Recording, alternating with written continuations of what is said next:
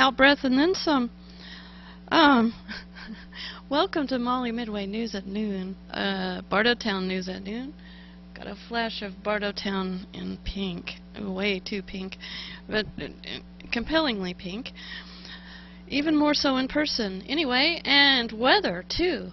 The weather is hot. The weather at my house is lots of sprinklers, and sprinklers running around sprinkling things. Just sort of dampening things. Okay, so we had to turn the sprinklers off because it is midday. Turn the sprinklers off until tonight. After the sun is lower on the horizon, it's a lot easier on the leaves anyway. Flowers.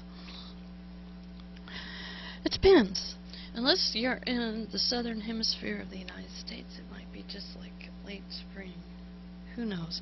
Newfound planet orbits backwards. And I actually printed that one out.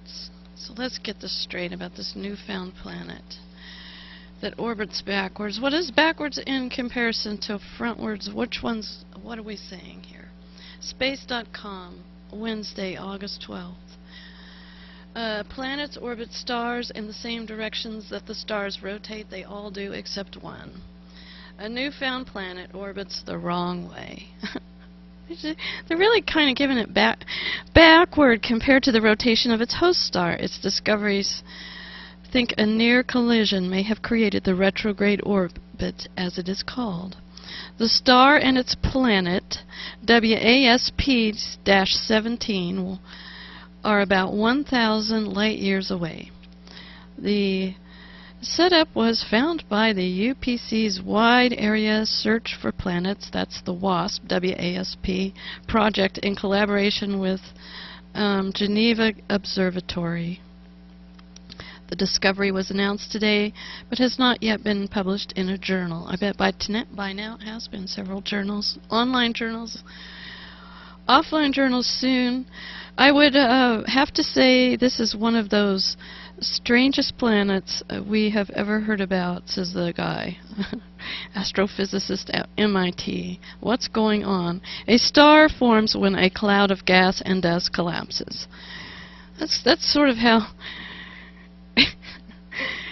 just the way to go when you just collapse. The gas and the dust that just collapses. Whatever movement the cloud had becomes intensified as it condenses, determining the rotational direction of the star.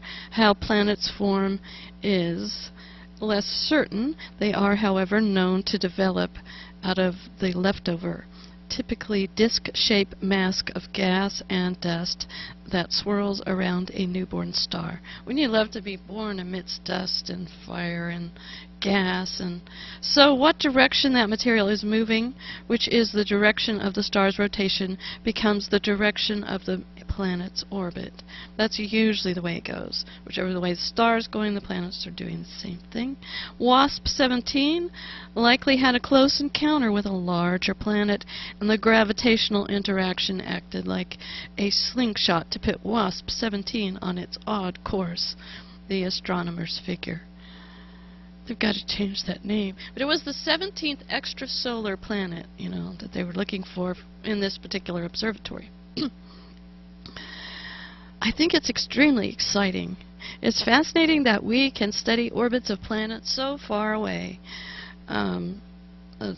Seeger told Space.com, there's always theory, but there's nothing like an observation to really prove it. Cosmic collisions are not uncommon. Earth's moon was made when our planet collided with a Mars-sized object, astronomers think. And earlier this week, NASA's Spitzer Space Telescope found evidence of two planets colliding around a distant young star. Some moons in our solar system are on retrograde orbits, perhaps at least in some cases because they were flying through space alone and then captured. That's thought to be the case with Neptune's moon Triton, and so forth and so on. The find was made by graduate students David Anderson at Keele University and Amari Triad of the Geneva Observatory. And this world that they found was, they call it a bloated world. WASP-17 is about half the mass of Jupiter but bloated to twice its size.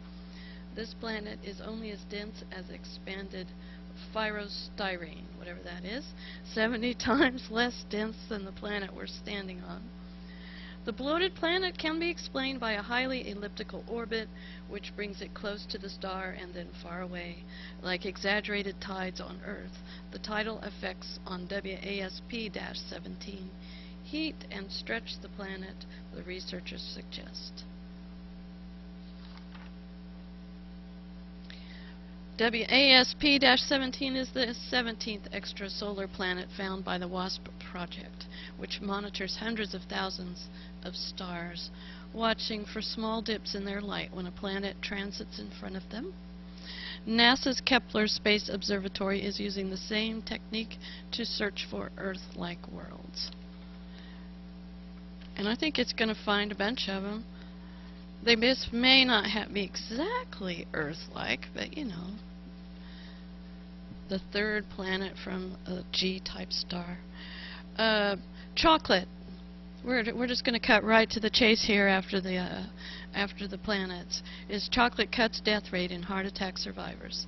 So if you've survived a heart attack, and this is out of Paris on August 13th, which is today, heart attack survivors who eat chocolate 2 or more times per week cut their risk of dying from heart disease about 3-fold compared to those who never touch the stuff, scientists have reported. So it's good stuff. It has that feeling that it would be good for your heart. After all, you get it on Valentine's Day. High-fat diet may make you stupid and lazy. Well, let's see. A new study on rats, come on, finds that 10 days of eating a high-fat diet caused short-term memory loss and made exercise difficult. While the finding may not seem a big surprise, the researchers say it might suggest that high-fat diets make humans lazy and stupid. I don't think that's true. It depends on the kind of fat. Some high-fat critters, like fishes and stuff, make you smarter and less lazy because you feel better. Okay, well, anyway, so much for that. Guitar legend inventor Les Paul dies at age 84 in White Plains, New York. Les Paul, who invented the solid-body electric guitar, later wielded by a legion of rock and roll greats, died Thursday of complications from pneumonia. He was 94 years old. All right, now what is it? Palin doubles down on death panels. I can't figure this this person's language out. Former Alaskan GOP Governor Sarah Palin defended her claim that the Democratic health care proposal would create death panels in a statement Wednesday night, slamming President Barack Obama. I don't think it's going to be anytime soon. You could take it in a sci-fi movie out to that edge where they do. It's sort of like a nightmare, huh? Like, well, we've decided your time has come. Number 78923 West. So we'll be sending in the, sorry, that's the way it goes. Spin meter. Don't know what this is about. It's out of Washington. $3 billion buys not-so-green vehicles. Okay. Transportation Secretary Ray LaHood. Hello, Ray, out there. The nation's top car salesman in recent weeks has cited the Obama administration's bestseller list of mostly smaller, fuel-saving cars like the Ford Focus to describe the success of the Cash for Clunkers rebate program. I just love this Cash for Clunkers rebate program. It's getting everything. It gives people something to think about. I feel like a Ford Focus today. Sort of like I'm not wearing my beta blocker. Maybe that's it. I feel way too focused on minutia, like little tiny teeny dots between those other dots.